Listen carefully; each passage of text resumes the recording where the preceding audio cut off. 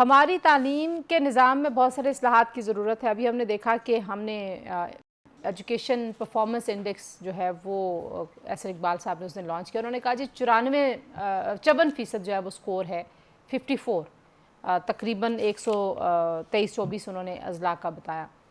पाकिस्तान में तालीम को वाकई उतना संजीदा लिया जाता है रियासत की सतह पर? पहले तो मैं ये कहना चाहूँगा कि मैं आपके प्रोग्रामों में अक्सर आता रहता हूँ और मुझे बड़ी खुशी है कि आप सियासत पर तो प्रोग्राम करती हैं लेकिन सेहत और तालीम के ऊपर मुसलसल प्रोग्राम करती हैं और आपका ज़ाती इसके ऊपर इंटरेस्ट भी है।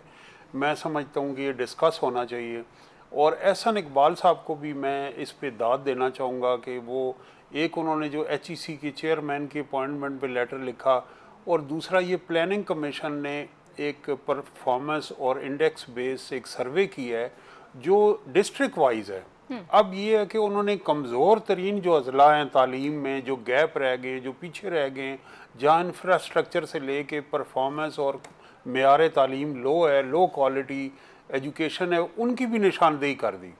तो अब इसका अब फ़ायदा क्या होगा? हम ये अक्सर कहते हैं कि क्या होगा, एक तो ये कि प्रेशर डेवलप होगा एजुकेशन डिपार्टमेंट पे, अरबाब इख्तियार पे और एजुकेशन मिनिस्ट्री पे और HEC पे। एक और रिपोर्ट है कि 2.5 करोड़ के करीब बच्चे बाहर हैं।